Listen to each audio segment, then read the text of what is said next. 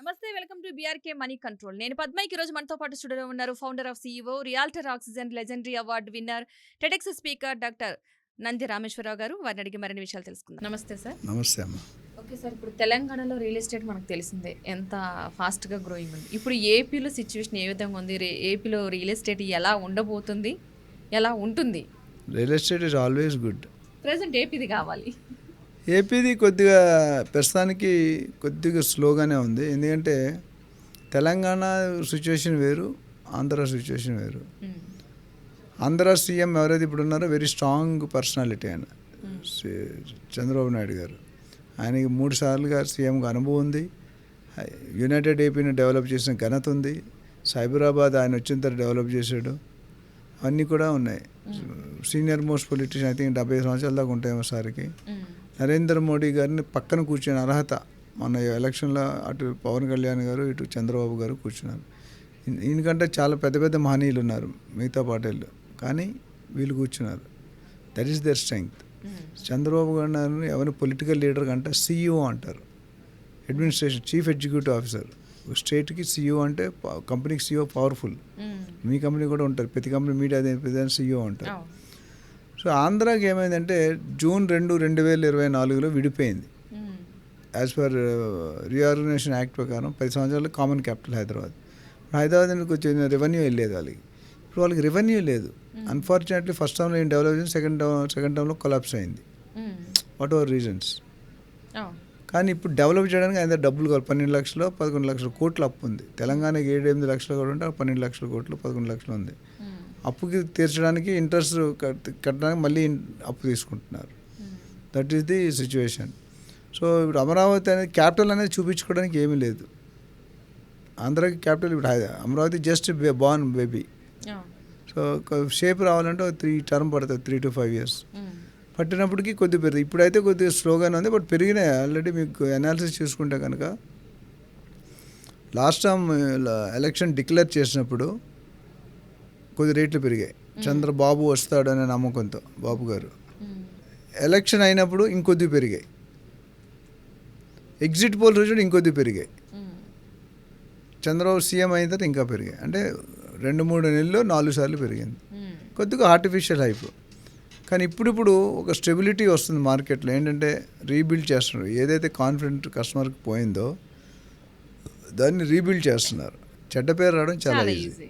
So మంచి పేరు రావాలంటే దశాబ్దాలు కష్టపడాలి. ఇప్పుడు నేను గత 30 సంవత్సరాలుగా రియల్ ఎస్టేట్ చేస్తూ ఏ ఇబ్బంది లేకుండా, ఏ కస్టమర్ చీట్ చేయకుండా హ్యాపీగా మా నాలెడ్జ్ మీరు చూసారు. క్వశ్చన్ కడితే ఆన్సర్ ఎంత ఫాస్ట్ వస్తుంది అన్నది. కానీ చెడ్డ పేరు రావడం పెద్ద టైం. ఇప్పుడు మీరు వెళ్ళి మీ సీఈఓని ఒకసారి కొట్టారనుకోండి స్లాబ్లో, మీరు హెడ్లైన్స్ వస్తారు, పద్మ బెట్ CEO of so and so channel, highlight. డబ్బులు కూడా అక్కర్లేదు. మామూలు మీడియాలో రండి డబ్బులు ఖర్చు పెట్టాలి. ఇక్కడ డబ్బులు అక్కర్లేదు. హెడ్లైన్ ఫస్ట్ పేజ్లో పద్మ యాంకర్ ఒక సీఈఓని కొట్టింది, మహా దారుణం అని ఏదో పెడతారు మీ వర్డింగ్స్. మీ పేరు మొత్తం ఆల్ ఓవర్ ఇండియా మీకు పేరు వచ్చేస్తుంది. Who is this Padma? అమ్మాయి ఏదో వచ్చింది చూడు మొన్న కుంభమేళలో, ఒక అమ్మాయిని మోనాలిసా. ఆవిడ ఎవరో తెలియదు, నిన్న మొన్నటి వరకు ఎవరో తెలియదు. అది వచ్చిన తర్వాత మొత్తం యూట్యూబ్ అంతా హల్చల్ చేస్తుంది. ఒకప్పుడు హైడ్రా ఎంత హల్చల్ చేస్తుంది, అల్లు అర్జున్ గారి ఇష్యూ ఎంత హల్చల్ చేస్తుంది, ఆ జానీ మాస్టర్ ఇష్యూ, దాని అన్నీ మించిపోయింది ఇది. సో ఇప్పుడు ఆవిడ సినిమా ఆఫర్లు కూడా వచ్చాయంట.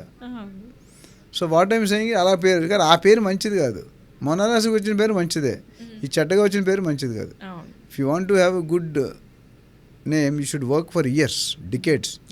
మంచోడు అనడం చాలా అంత ఈజీగా, చెడ్డోడు ఈజీ, ఒక్క నిమిషంలో వచ్చేస్తుంది కావాలంటే. అది ఇక్కడ కూడా అదే వర్తిస్తుంది అన్నమాట మనకి.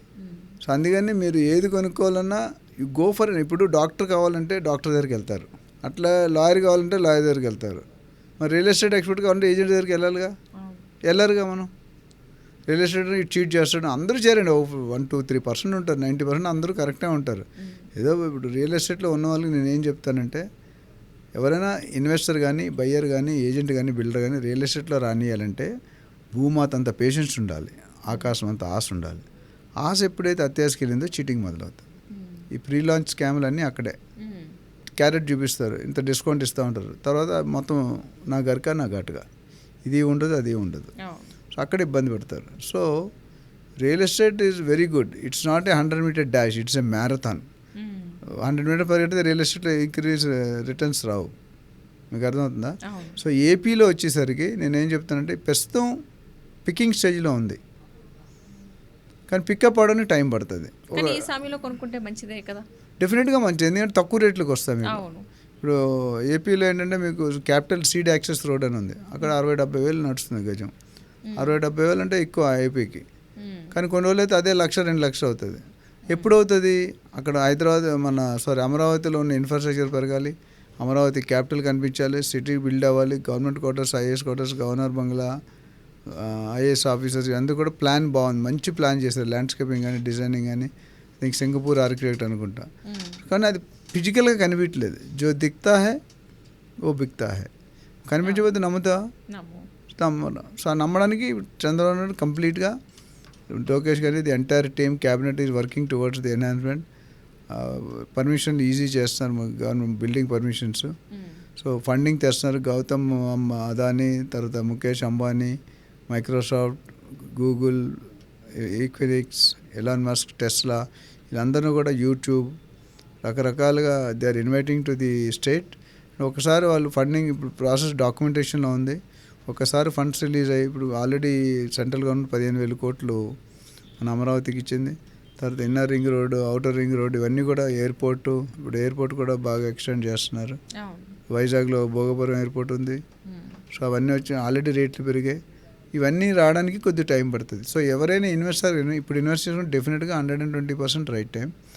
అండ్ హోల్డింగ్ కెపాసిటీ ఉండాలి, పేషెన్స్ ఉండాలి. ఇవాళ పెడితే రేపు అనేది పెట్టొద్దు. మీరు ఒక 5-10 years కదపొద్దు, డెఫినెట్గా రేట్లు పెరుగుతాయి. ఇప్పుడు తుళ్ళూరు, దాని తర్వాత కాజా, తాడేపల్లి, అట్లా చాలా రోడ్లు ఉన్నాయి అటు ఇటు కూడా. మంగళగిరి, విజయవాడ, అమరావతి, గుంటూరు, ఇవన్నీ కూడా triangle love story. Guntur, Vijayawada, Amaravati ఒక ట్రయాంగిల్ షేప్లో ఉంటాయి, ఇటు అటు. సో ఆ మూడింటి కూడా గ్రోయింగ్ పొటెన్షియల్ ఉంది. సిటీకి అమరావతికి 30-40 కిలోమీటర్లు కొనుక్కుంటే మీకు 10-12 వేలు తిరిగిపోతుంది. ఇప్పుడు సిటీ దగ్గర మెయిన్ రోడ్డు కొనుక్కుంటే క్యాపిటల్ రోడ్ ఏదైతే ఉందో ఆ రోడ్లో 60-70-75,000 నడుస్తుంది. రానున్న రోజుల్లో డెఫినెట్గా అది పెరిగే అవకాశాలు పుష్కలంగా కనిపిస్తున్నాయి. ఎంత పెరుగుతుందని వీళ్ళు డెవలప్మెంట్ బట్టి ఈ గవర్నమెంట్ ఉన్నది, నెక్స్ట్ గవర్నమెంట్ ఏది వస్తుంది, నెక్స్ట్ గవర్నమెంట్ ఇదే వస్తారా, వేరే వస్తారా, వీళ్ళు రూల్స్ ఉంచుతారా, లేకపోతే అంతకుముందు గవర్నమెంట్లో మార్చేస్తారా, ఇవన్నీ. అయితే ప్లాన్ మాత్రం నాకు తెలిసి యునైటెడ్ ఆంధ్రప్రదేశ్ ఎలా అయితే డెవలప్ చేస్తారో దీనికి మించి బాగుండాలనేది చంద్రబాబు నాయుడు గారు ఆకాంక్ష. డెఫినెట్గా ఆ ఎక్స్పీరియన్స్ ఉంది, ఆ స్కిల్ ఉంది, ఆ నాలెడ్జ్ ఉంది, ఆ కాంటాక్ట్స్ ఉన్నాయి. వరల్డ్ లెవెల్లో చంద్రబాబు నాయుడు గారు తెలియనివాడు ఎవరు ఉండరు నాకు తెలిసి.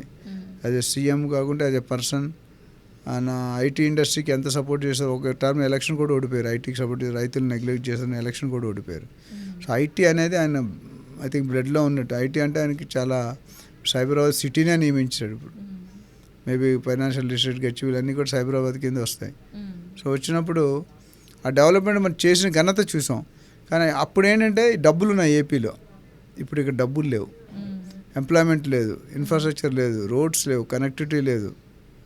సెంట్రల్ గవర్నమెంట్ ఇప్పుడు కూడా బెటర్ ఏంటంటే సెంట్రల్ గవర్నమెంట్ వీళ్ళు కలిపి ఉన్నారు ఒకటే. ఇప్పుడు బీజేపీతో యునైటెడ్ ఉన్నారు కాబట్టి కూటమి, కాబట్టి ఒక అడ్వాంటేజ్. కాంగ్రెస్కి అడ్వాంటేజ్ లేదు. కాంగ్రెస్ ఏదైనా ఇస్తారో ఎవరో అలా ఇచ్చినట్టు ఇస్తారు. కానీ బీహార్కి, ఆంధ్రాకి బాగా ఇస్తున్నారు, ఎందుకంటే కోయలేషన్ గవర్నమెంట్ ఉంది కాబట్టి అక్కడ. వీళ్ళు ఇవ్వని అనుకుని వీళ్ళు తాకుపితే మళ్ళీ కష్టం. సో నెక్స్ట్ 5 years అయితే నాకు తెలిసి మంచి ఫండ్స్ వస్తాయి, మంచి డెవలప్మెంట్ చూస్తాం, డెఫినెట్గా గ్రోత్ ఉంటుంది. రియల్ ఎస్టేట్లో ఎక్కడ పెట్టుకున్నా బాగుంటుంది. ఆంధ్రాలో కొన్ని ఏరియాలు, వైజాగ్ ఏం పెద్ద డిస్టర్బ్ లేదు, వైజాగ్ అలా కాన్స్టెంట్గా నడుస్తుంది.